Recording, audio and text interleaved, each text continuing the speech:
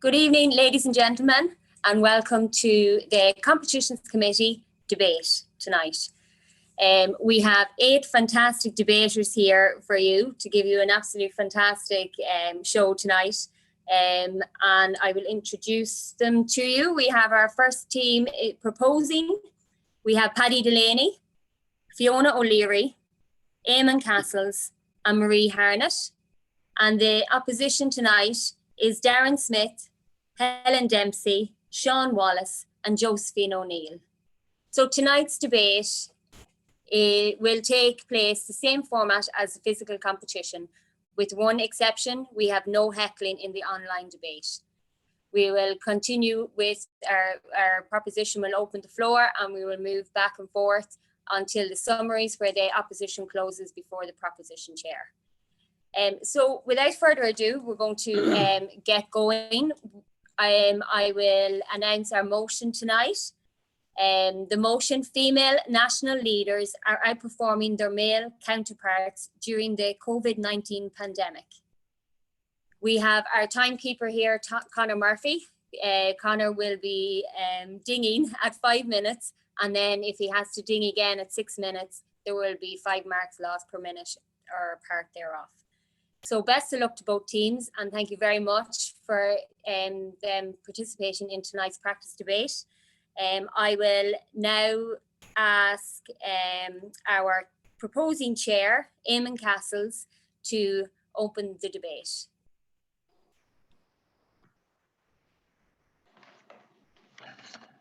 Madam Chairman, adjudicators, members of the opposition, ladies and gentlemen. It's a great pleasure to stand before you with my teammates tonight to propose the motion that female national leaders are outperforming their male counterparts during the COVID-19 pandemic. Now, we have a bit to unpack here with the wording, so bear with me and we'll go for a bit of a deep dive into this motion. Females refers to the fairer sex, the better sex, half of my team would say, and in the context of this motion, it's hard to argue with that assessment. National leaders refers to, in this case, the head of the executive branch of government of a country, as opposed to the head of state.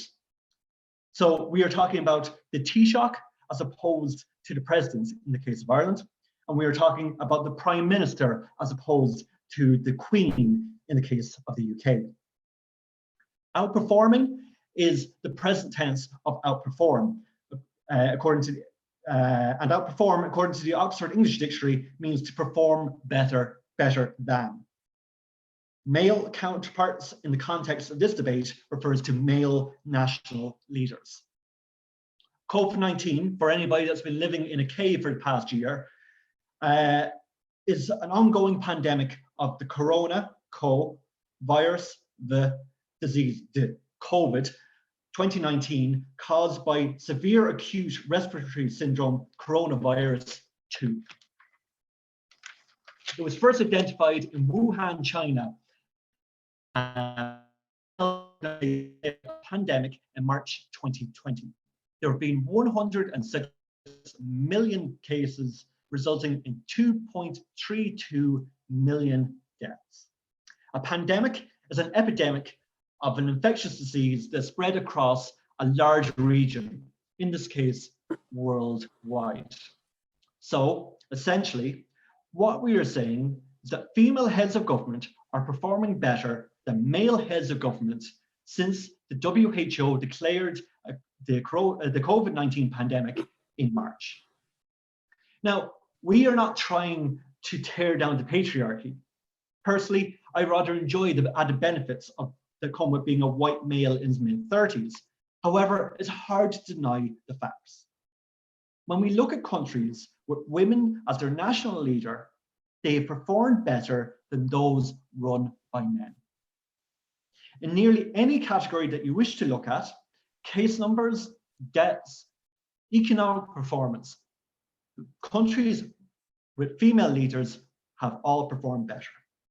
For example, Tsai Ing-wen, president of Taiwan, has overseen one of the best performing nations when it comes to COVID-19 response.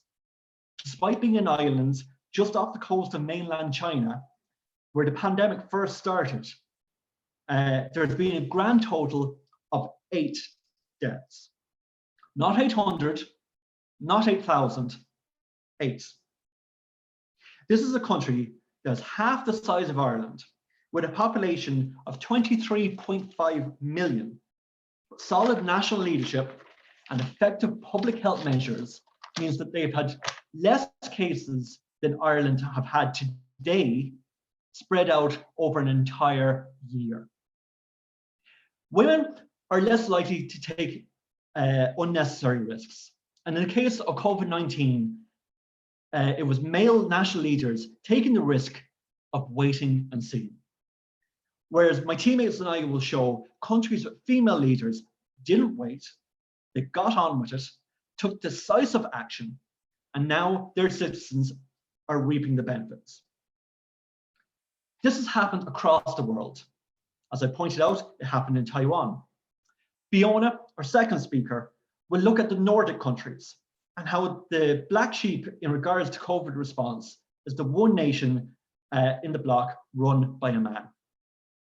Marie will go to Oceania and look at the contrast between Australia and New Zealand, 2 countries which are very close both geographically and culturally, but with one significant difference.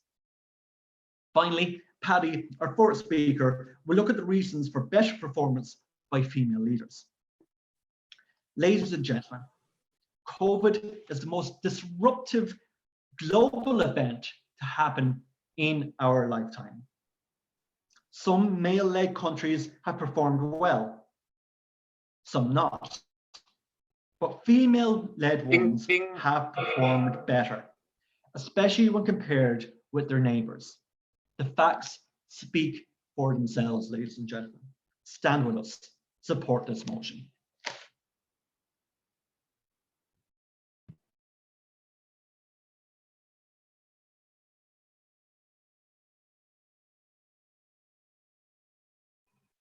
Thank you very much, Eamon.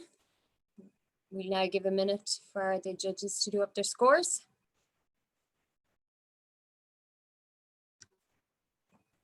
Marie, you can stop recording.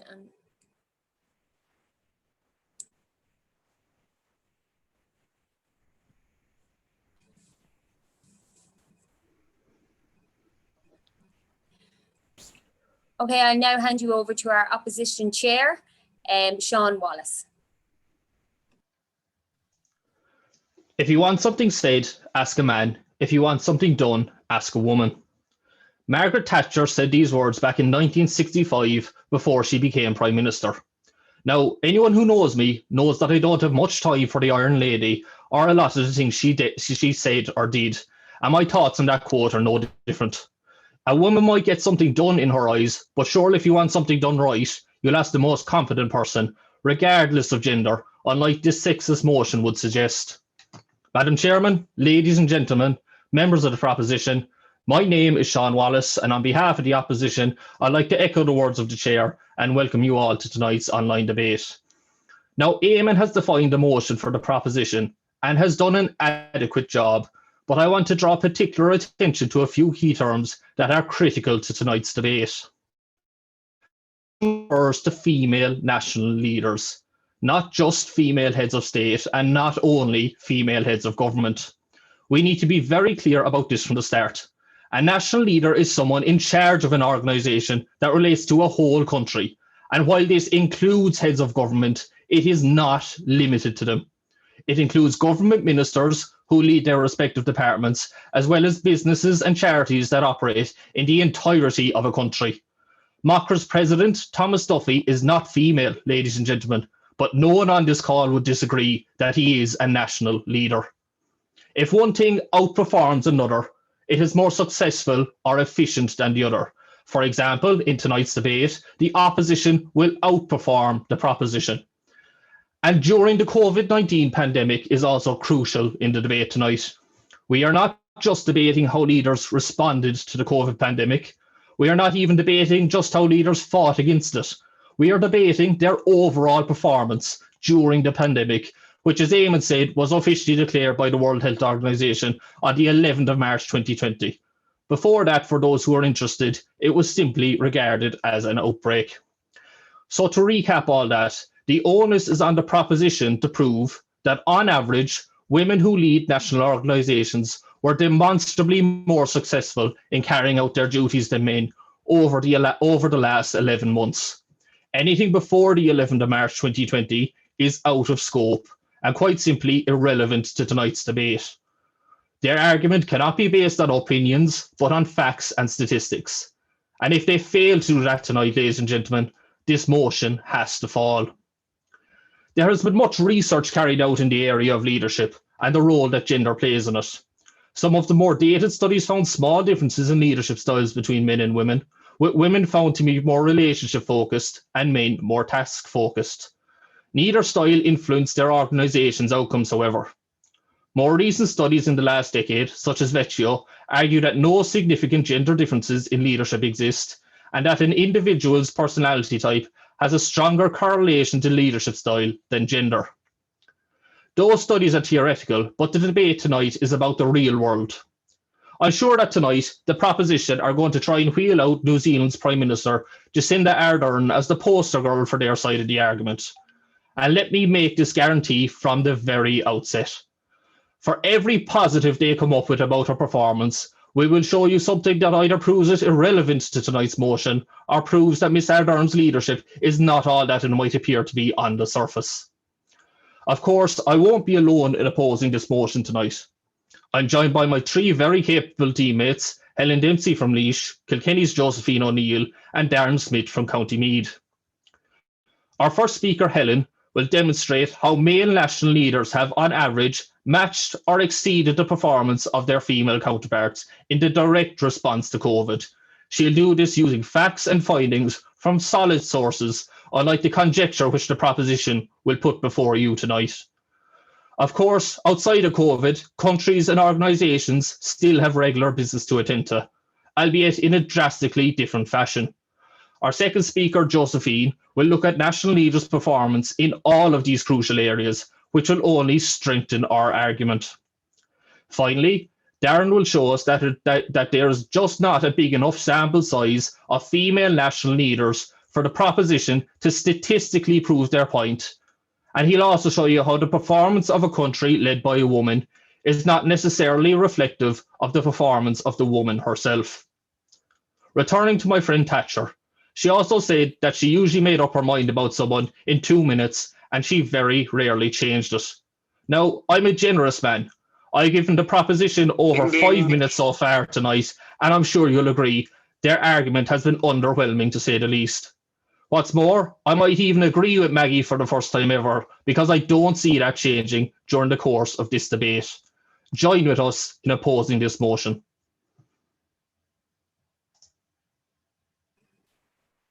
Are we ready? Now we will go back to our proposing team and our second speaker, Fiona O'Leary. Chairperson, ladies and gentlemen, my name is Fiona O'Leary and I'm here tonight to formally second the motion that female national leaders are outperforming their male counterparts during the COVID-19 pandemic. To establish this position, I will focus on the Nordic countries, Denmark, Norway, Sweden and Finland. Sweden is the only Nordic country from this list whose national leader is male. We will examine some metrics and policies within this jurisdiction which clearly illustrates why female leaders are performing better. Firstly, however, I'd just like to pick up on a few points made by Sean. National leader is the leader of the nation. As Eamon defined it, this is the head of the executive branch of government. I would also like to reassure Sean that we do not only intend to focus on Miss Ardern. There are many fantastic female leaders throughout the world, and I will begin by pointing out those in the Nordic countries right now. The World Health Organization reported in January 2021 that Sweden had 566,957 confirmed cases of COVID-19 and 11,591 deaths. This means that Sweden has lost 0.12% of their population to COVID-19. In comparison, Finland has lost 0.01% or 664 lives. Denmark, with about half the population of Sweden, has had 197,208 cases. Norway, with a population of 5.3 million, again approximately half of Sweden, has lost 557 people. Sweden, over the whole pandemic, has lost 10 times more people to COVID-19 than their nearest neighbours. When looking to show that our female leaders are outperforming their male counterparts, we must also look at economic data. The European Central Bank reports that Finland's GDP fell by less than 5% during the COVID-19 pandemic, whereas Sweden's GDP saw a contraction of between 8 and 9%. What, may you ask, is driving these variants in achievement? It is our contention that strong female leaders with good policies are making this happen. On the 20th of September 2020, the Irish Times reported on why Finland's policies have been successful. Minister Shanna Martin runs a coalition government of 4 female-led parties. They operated strict border controls, and for a time Helsinki was closed. Finland has the protection of life and health enshrined in its constitution and national laws with regard to preparedness for national emergencies, including pandemics.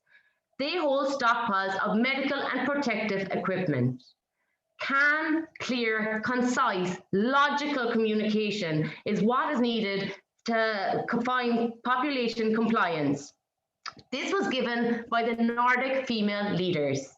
When you compare this to what happened in Ireland, I was completely stressed out when we announced the lockdown here because I didn't know whether I should be staying at home as a vulnerable person and cocooning, or I should be going to work as an essential frontline healthcare worker.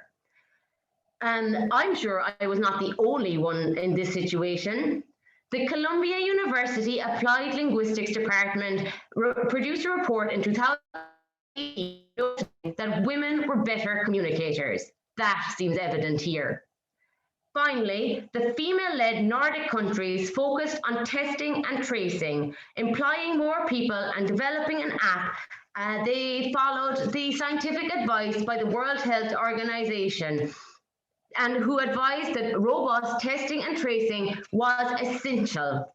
Ladies and gentlemen, I'm sure at this point it is clear that female national leaders are outperforming their male counterparts during the COVID-19 pandemic. From the information I have researched, Sweden is an outlier in terms of the Nordic countries. Sweden's death toll is higher and their GDP is falling. Why is this? Because the other Nordic countries are being led by strong female leaders. Ladies and gentlemen, I beg to propose.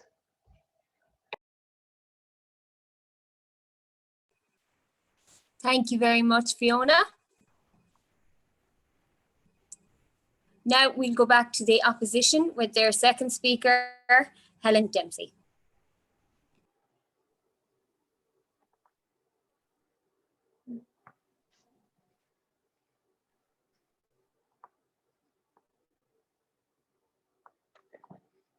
Madam Chairperson, adjudicators, members of the proposition, ladies and gentlemen, it is my great pleasure to be with you tonight to set the record straight by wholeheartedly opposing the motion that female national leaders are outperforming their male counterparts during the COVID-19 pandemic.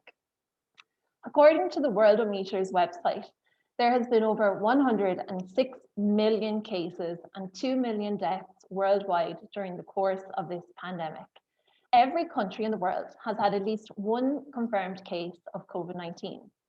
Before I begin, I would like to pull up Eamon and Fiona on a couple of points. As Sean has already clearly and explicitly explained, the motion states that this discussion is focused on female national leaders, not female heads of government or heads of state. I'm reiterating this point to leave you with no doubt. A national leader is someone in charge of an organization that relates to a whole country. While this does indeed include heads of government, it's not limited to them, no matter how much the proposition wishes otherwise. Eamon paints a pretty picture about the handling of the COVID-19 pandemic in Taiwan. It is at best a limited view to state that Taiwan's female leader has single-handedly done an exemplary job in handling COVID-19. It is important to note that Taiwan has had a plan in place which involved quarantines, contact tracing, and wide availability of masks since the SARS outbreak in 2003. A plan developed by Ms. Wen's male predecessor. To only credit Tsai Ing-wen for their success fails to acknowledge the leadership of others who played a pivotal role. Since the pandemic started, Taiwan's Central Epidemic Command Center, or the CECC, was assembled to combat COVID-19. The commander of the CECC was the Taiwanese Minister of Health and Welfare, Dr. Chen Shih-chung, a male senior member of the Taiwanese government, who coordinated and mobilized resources from a cross-ministry perspective, including the Ministries of Interior, Transportation, Foreign Affairs, Economics, Labour, Education, and the Environment, as well as private stakeholders to fight against COVID-19.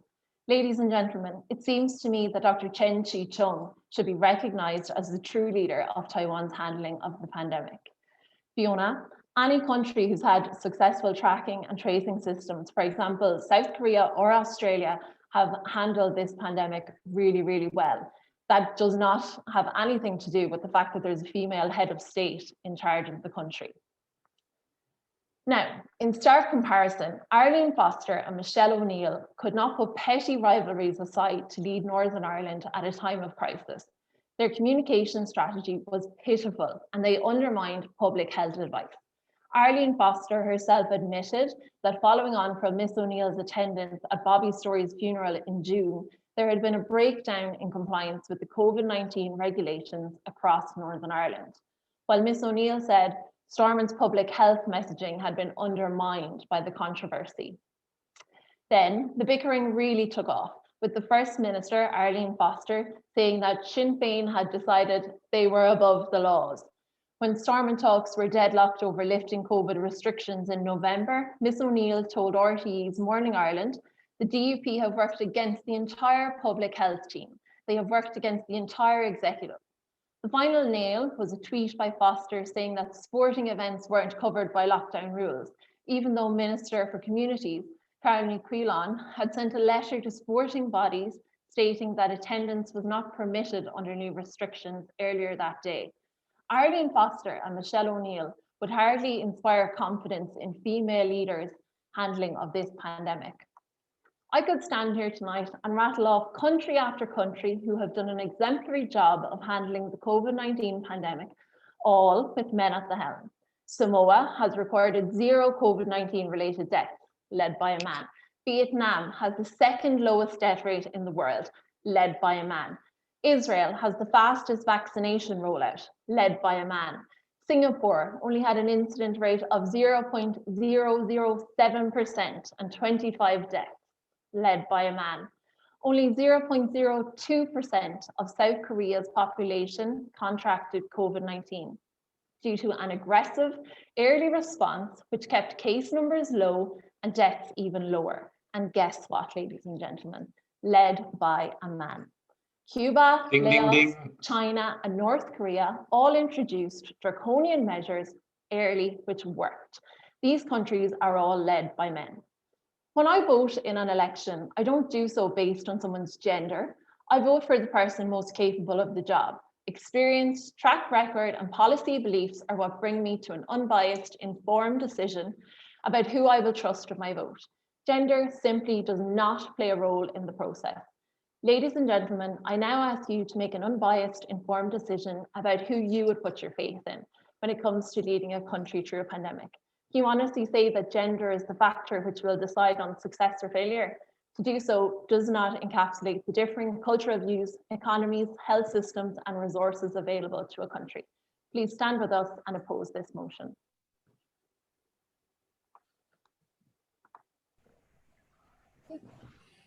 We'll go back to our proposition and their third speaker, Marie Harnett. We get to speak first, Chairperson.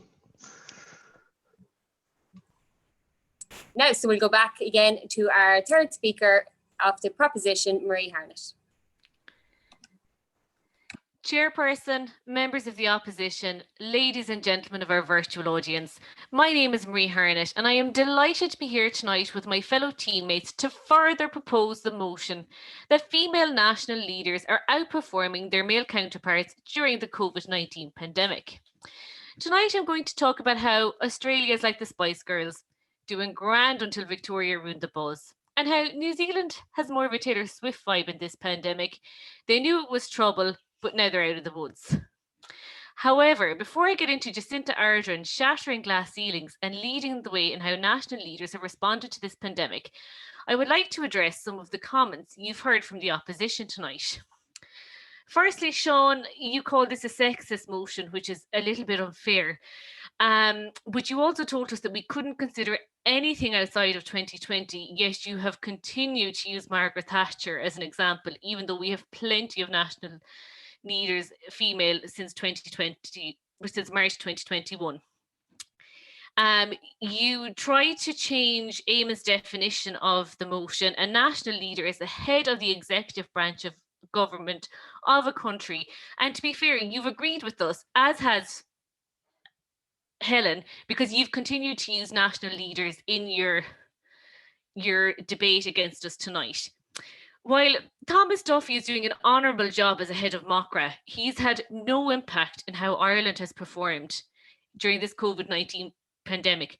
Therefore, the motion, clearly stated and defined by Eamon, a national leader, is the head of the executive branch of government. You also brought up that Jacinta wasn't the best leader. I will cover that later in my speech. Helen, you've also said in your debate tonight that national leaders are heads of government or charity ministries and all the rest of it, yet you continue to use national heads of state. The Taiwan SARS outbreak, again, you contravened what Sean said, using data and information outside of March 2020. And to be fair, most countries amended a plan in relation to SARS for their COVID-19. Northern Ireland, just members of the opposition to let you know, is actually led by a man. Boris Johnson holds all of the decision-making and policy-making in the north. And actually, Northern Ireland are best performing in the number of deaths per 100k. They have 100 deaths per 100k of population, whereas Scotland, Wales and England all have a higher proportion of it. Helen, you also said that you didn't use gender as a method of deciding who you're going to vote for. We're not talking about who you're going to vote for. We're talking about female national leaders' performance during the COVID-19 pandemic. So let's look at Australia and New Zealand, both neighbours down in the Southern Hemisphere, and they've implemented very similar measures in their fight against COVID-19. There is one difference. Australia is led by a man, Scott Morrison, while New Zealand is led by a female, Jacinta Ardern. So how have they fared out in their response to COVID-19? In recent research by Australian think tank, the Larry Institution, Australia polled an A place as having best dealt with the coronavirus. They, led by their national leader, Scott Morrison, have performed well. However, New Zealand, under Jacinta Ardern's leadership, have outperformed Australia by coming in first place, so performing better than all of the rest of the countries in the world. All research into a country's performance in their battle against COVID-19 looks at three key indicators: economy, case numbers, and death numbers. New Zealand have outperformed Australia in the economy stakes. Australia's GDP fell by 3.8% during the height of their battle with COVID-19. New Zealand's fell by just 3%. The same happens when we look at case numbers and death numbers. New Zealand have a COVID death rate of 0.51 per 100,000 of population, while Australia's is a multiple of that at 3.64 per population. The same in relation to case numbers. New Zealand has a case rate of 47 per 100,000 of population. Again, Australia's is a multiple of that, of 114. This clearly shows that New Zealand are performing better than Australia, and that a female national leader is outperforming her male counterpart. So folks, in conclusion, I will ask you one question. In an ideal world back in March 2020, Ding, ding, ding. You were given the choice to pick the national leader best placed to lead your country through an international pandemic. Who would you pick? Boris, Micheál, Donald, or Jacinda Ardern? I think you would all join with me in picking Jacinda Ardern because she has time and time again been chosen and proven to be the national leader that has best performed in responding to this pandemic, therefore emphatically proving that female leaders are outperforming their male counterparts during this pandemic. Join with us, support this motion.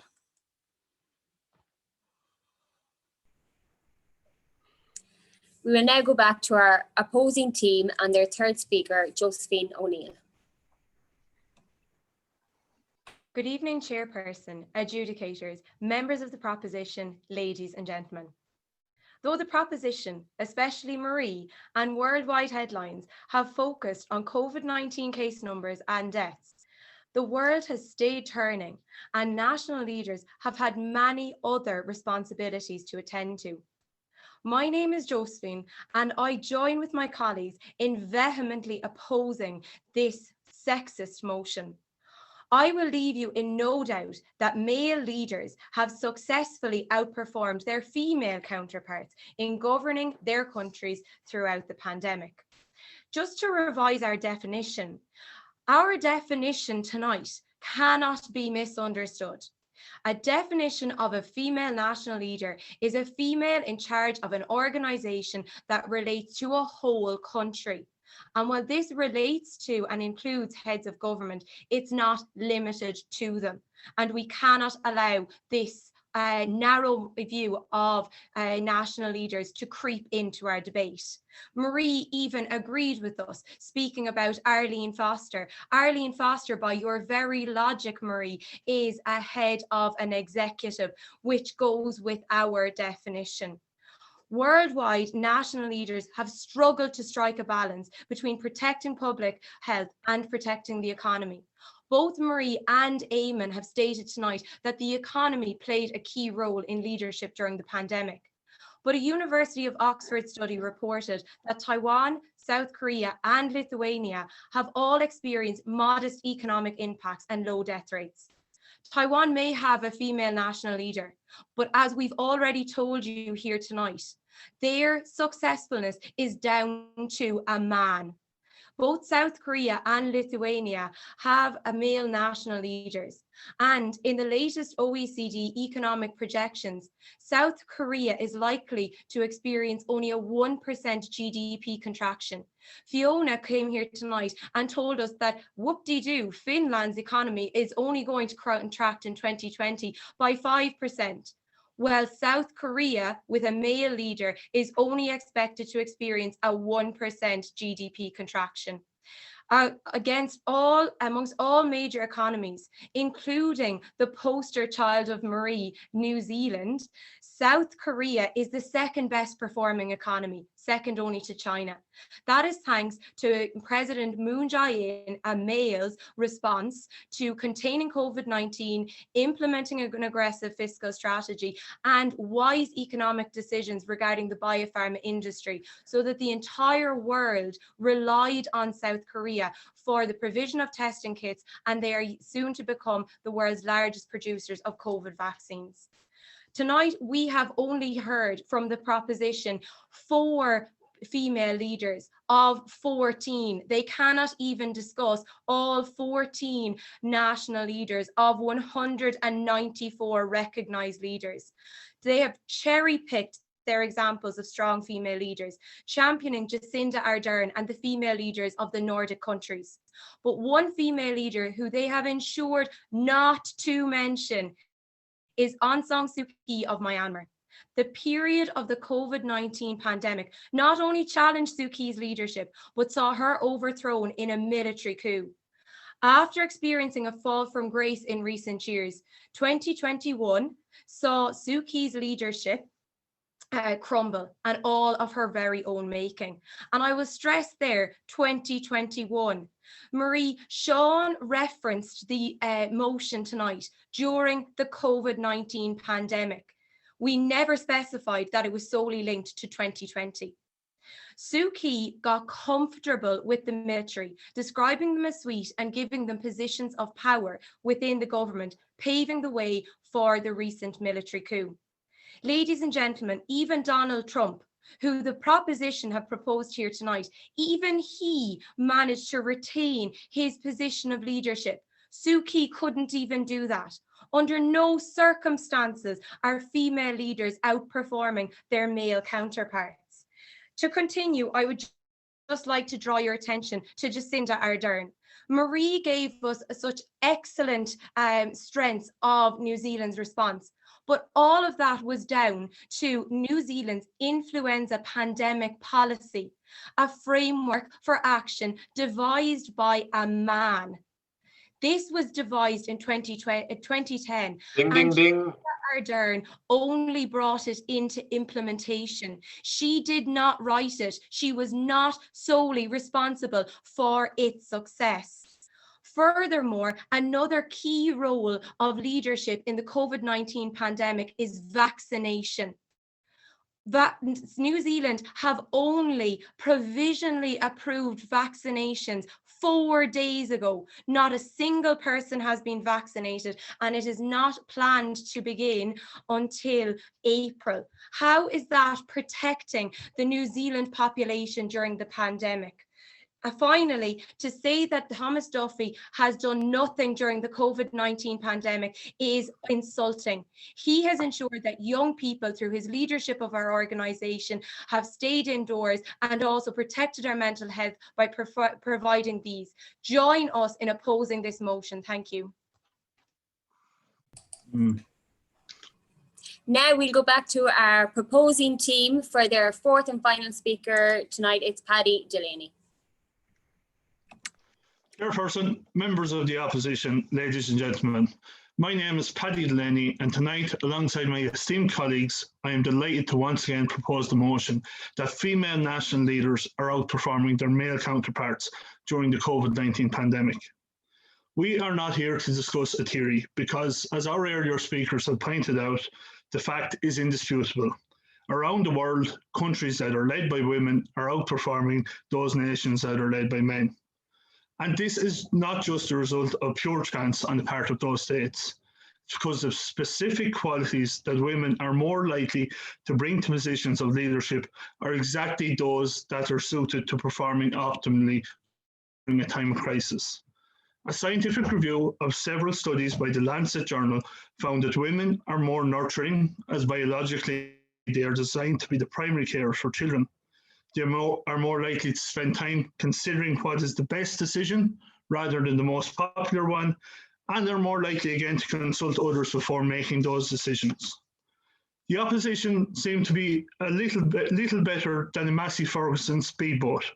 Very good at muddying waters, but very poor at keeping an argument afloat.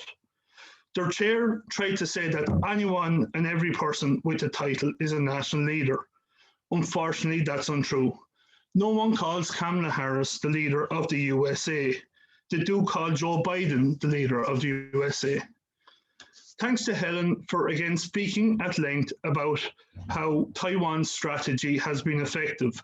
We totally agree with you. Taiwan, led by a woman, has been very effective during the COVID-19 pandemic. And since Sean said that nothing before March 2020 should be mentioned, we know you will agree that only the female leader should get the credit for outperforming her male counterparts. And I think North Korea, who have murdered millions of their own people in the last half century, are a poor example of how to control a coronavirus pandemic.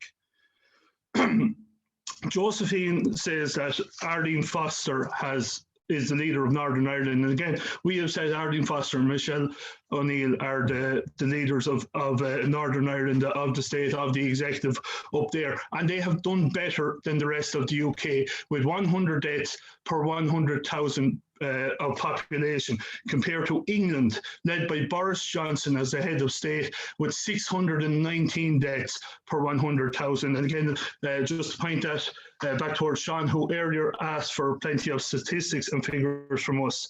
New Zealand haven't been vaccinating their population yet, Josephine, because they don't need to. It would be a bit irresponsible and selfish of them to start using the vaccine that they don't require when people are dying in other countries led by both men and women, but the worst performing are those led by men. Finland is not doing better than North Korea economically, as you said, but is doing much better than its direct neighbour, Sweden, who didn't impose any sort of a lockdown. Taiwan, who we've already spoken about, who are a very close neighbour of South Korea, are doing better than South Korea. We are not here to say that all males are poor leaders, simply that they have not measured up to females over the last year. This is not by chance either, because, and I've been longing to say this after many mistakes over the years, it's not all our fault. Men are burdened with the fact that our bodies produce lots of testosterone, a hormone that not only acts to encourage us to be more competitive when seeking the attention of a potential soulmate, or at least it did when the nightclubs in Portlaoise used to be open, but also results in males making hastier and less considered choices. There is actually a term coined by American behaviour analyst John McPherson called male idiot theory which refers to this fact. Men are less likely to make good choices than women, especially when faced with big problems that require quick decisions, like what to buy your significant other for their birthday, or how to handle a worldwide global pandemic. Think of this as a game between a female and a male team. It's halftime, and while the women's side have conceded a couple of points, they have outgoaled the males by a cricket score. Meanwhile, the men's team has had a few shots on target, yet have the problem that several of their team members aren't listening or talking to one another, and have even decided to shoot into their own net just to be seen to be doing something. Ding, ding, ding. Ladies and gentlemen, despite their numerical disadvantage, the females are about to win the match. I urge you to support the motion.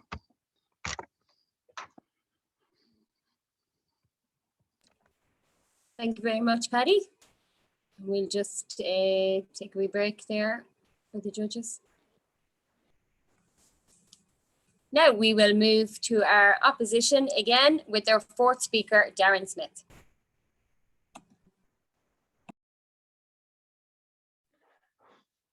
Good evening, ladies and gentlemen. My name is Darren Smith, and I'm delighted to oppose the sexist motion proposed by the proposition tonight that female national leaders are outperforming their male counterparts during the COVID-19 pandemic. Now, before I outline why the motion is sexist, I'd like to address some of the points raised by the proposition thus far. Now, importantly, what I've been looking at here is that they've only focused on a maximum 5 countries. In other words, 2.5% of the options available to them available. So they focus narrowly on the executive branch, which means that there are only 15 nations led by women. So they focus, out of those 15, they picked 5, which is about 30%. They've ignored nations like Lithuania, they've ignored Estonia, they've ignored Togo, they've ignored Gabon. They've told us nothing about Bangladesh, where the COVID crisis has terribly impacted the workers there in the textile factories and who have suffered horrendously. And Bangladesh is led by a female. They have not told us about Myanmar with the ongoing Rohingya refugee crisis going on there. COVID spreading throughout the refugee camps caused by a female leader who refused to acknowledge the rights of her people. We look at Marie. She talks about Australia versus New Zealand. And the only difference she seems to think is one is led by a man, the other is led by a woman. Not that one is very isolated and can close down its borders. The other is an international hub for travel. No, that's not important. She says that there's a very significant difference between more rates, and she quotes 3.8 and 3.0, which is 0.8 of a difference. She said if faced with the possibility, she would only pick Jacinta Ardern. So faced with 15 female world leaders, she would only pick Jacinta Ardern to go against the rest of the world. That's less than 1% of what's left. Paddy talks about Taiwan being led by women, and therefore all the success is down to her. Well, to take Paddy's analogy, what we are looking at is a game started with 4 goals ahead, and you only need 5 to win, because that woman had an emergency plan to follow that was already set up beforehand. She's not going in fresh. She's not leading off the top of her head. She's just going in with a plan that already exists. And the same with New Zealand. They had a pandemic plan to follow, a plan that Jacinta Ardern had nothing to do with. Again, Paddy talks about very sexist ideas that women are more nurturing, women are more likely to consider solutions, more likely to consult. These are sexist gender stereotypes that have held women back because they're caught in the double bind of they must not appear to be not a woman, and they cannot lead like a man would. So sadly, that makes it harder for them to come to the top. Now, we have all heard of positive press stories of female world leaders. We've got Angela Merkel's calm, cool description of the COVID infection rate. Jacinda Ardern has multiple Facebook live addresses. She talks about the swift lockdown in New Zealand. We have Catherine Jacob's daughter in Iceland offering free coronavirus testing to all the citizens there. And we have Erna Solberg in Norway holding a press conference just for kids to make them feel better and tell them it's all right to be scared. Now, there's a popular meme going around suggesting that the reason for these countries' successes, and there's only 4 of them there, that the reason for that is that they were led by women. Not only is this sexist, but it's deeply flawed and potentially harmful to women's continued progress in politics. Women already face a hard enough job getting to the national stage without the additional expectation that when they get there, they must be superstar leaders. Let's look at the leadership styles of just 2 of the women, Angela Merkel and Jacinta Ardern. Now, Angela Merkel's nickname in Germany is Mutti, or Mammy, but she's a very strict Mammy. Her background is in science, and that strongly influences her leadership style. She governs in a way that Jacinta Ardern simply does not. Jacinta Ardern's style is much more like ding, ding, ding. Justin Trudeau of Canada. They focus on their social awareness, their environmental awareness, their ability to sensitively communicate with minority groups. Those are 2 very different women, Merkel and Jacinta, and they lead in 2 very different ways. I've told you that there's 14 countries. There's just simply too few people for the proposition to make a case on. Less than 10% of the world's governments are led by women. Less than 20% of government ministers worldwide are women. We know that women are chronically underrepresented at the national stage. And yet they are trying to tell us, based on 5 women, that they have only focused on 1, in fact, that women are the better. Join with us in opposing the motion. Thank you.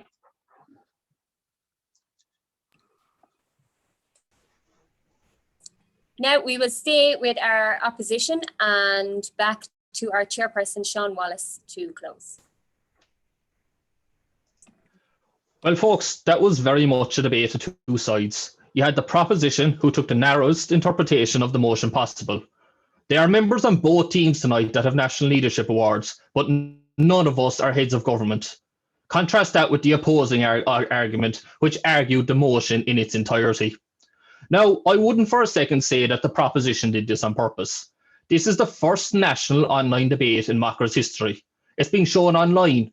The pressure may have got to them.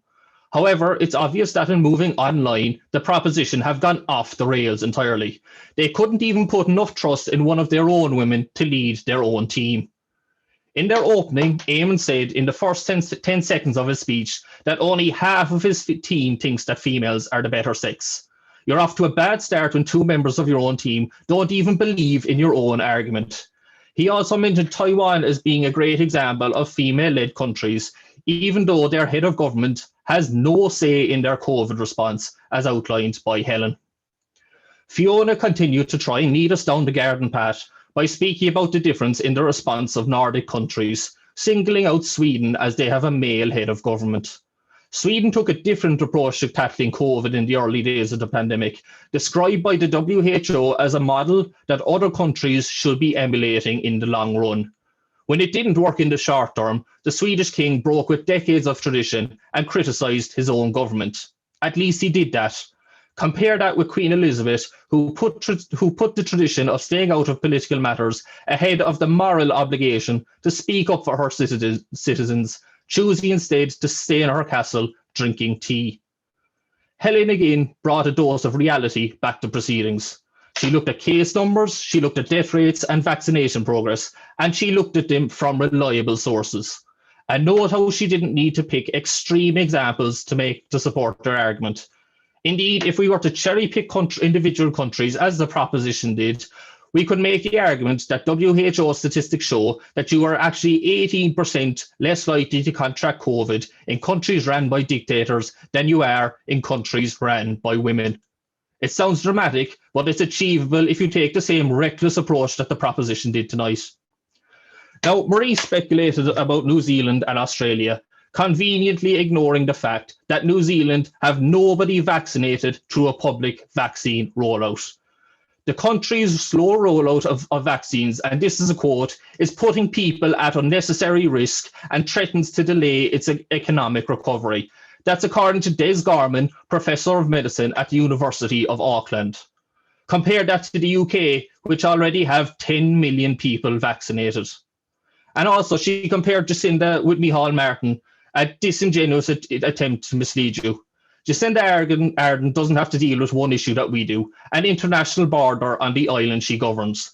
Put Jacinda in a room with Arlene and Michelle, and I guarantee you that COVID will be the least of our worries.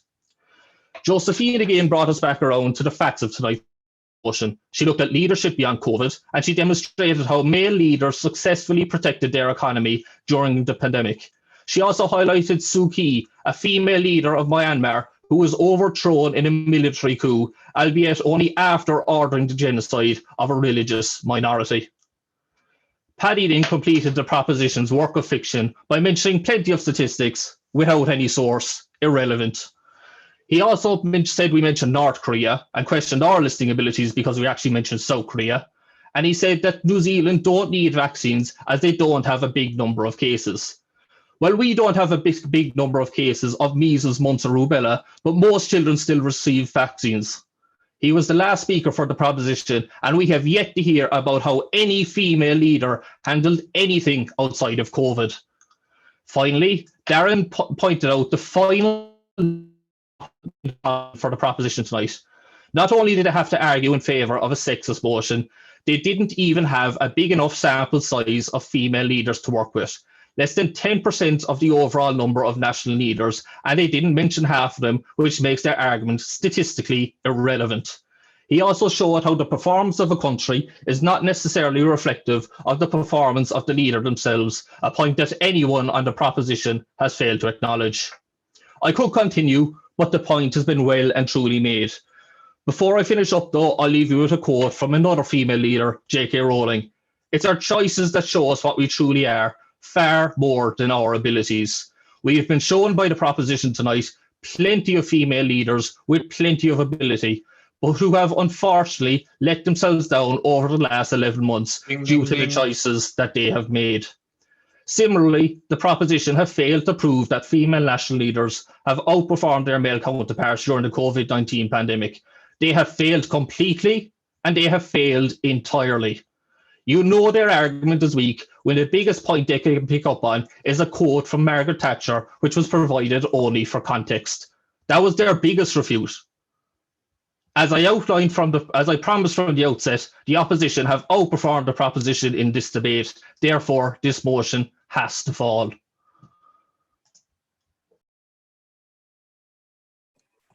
You just mute before. Now we will go back to our proposition chair, Eamon Castles, there as he closes the debate for tonight.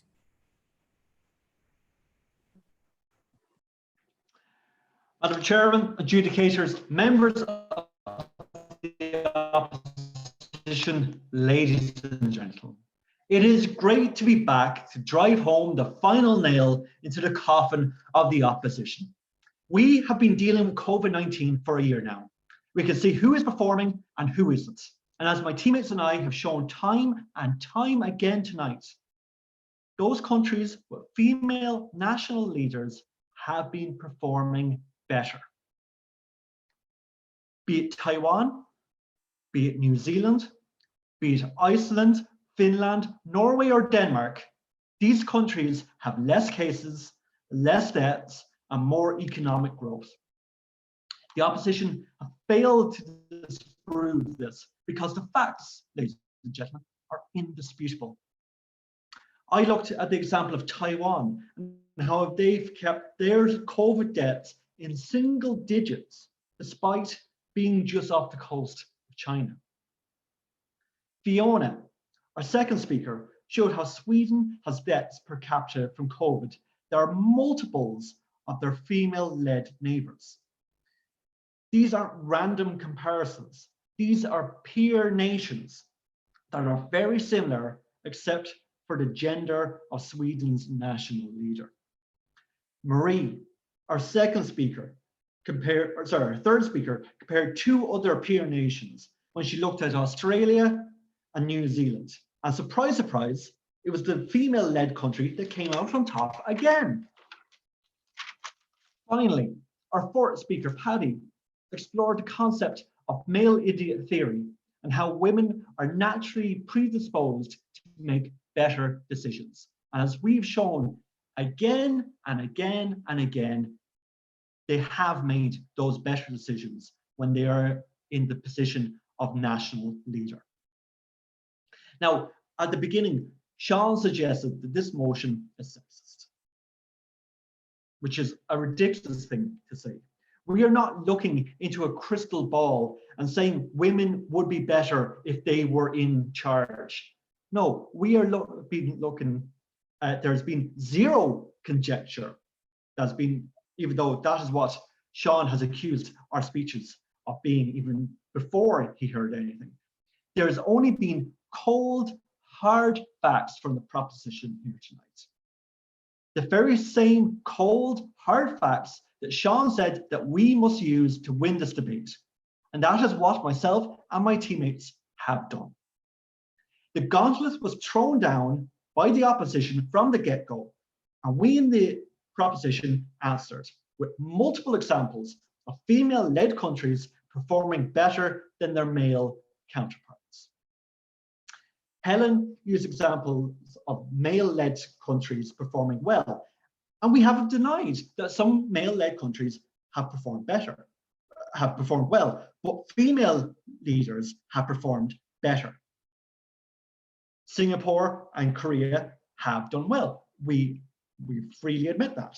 However, this motion says that female leaders have performed better than their male counterparts. And in this case, Taiwan has performed better than the examples of Singapore and Korea given to us by Helen. Helen talked about Northern Ireland. And when we compare like with like, as Marie did, Northern Ireland and Scotland are both the two best performing of the 4 UK nations when it comes to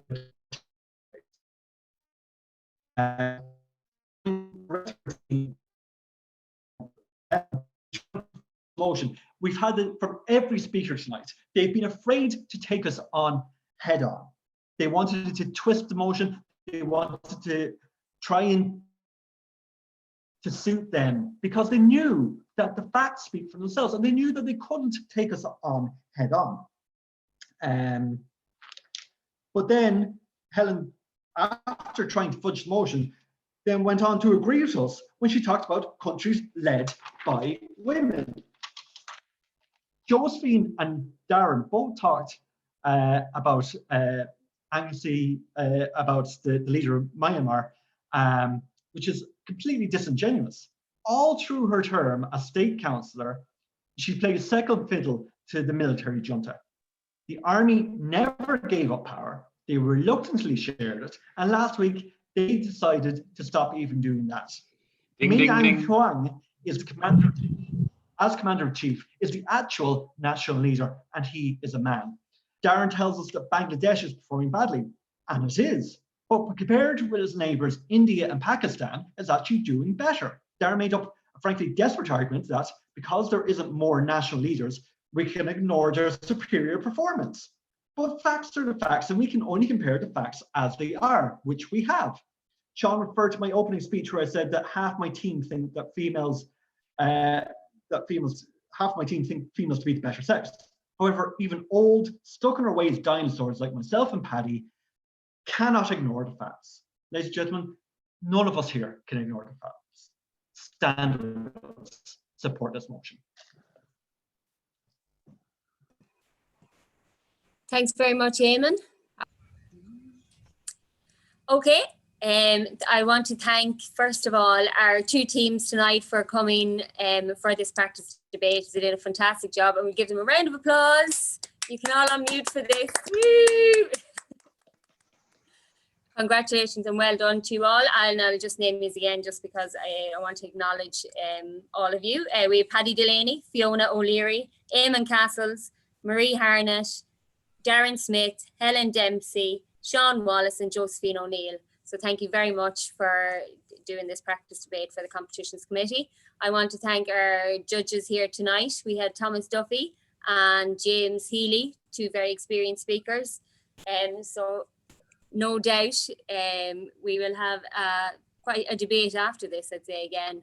I want to thank our timekeeper who did a fantastic job on the bell, or being the bell tonight, Conor Murphy. And of course, the woman behind the logo, Maria Koval, who is always hiding in there, but doing an excellent job in the background. So the moment we're all waiting for, and it's not subject to verification or anything, this is it, this is it. So the motion that female national leaders are outperforming their male counterparts during the COVID-19 pandemic falls. Congratulations to the opposing team who have won the debate. I will have to say it was a split decision. The boys don't leave it easy. So it just shows the calibre of the debate tonight. So thanks very much, everyone. And just to anyone watching, we do have our closing date coming up for the debating county round. Give it a go. You can see now it's not that hard. And we'll be sending out guidelines in the next day or two.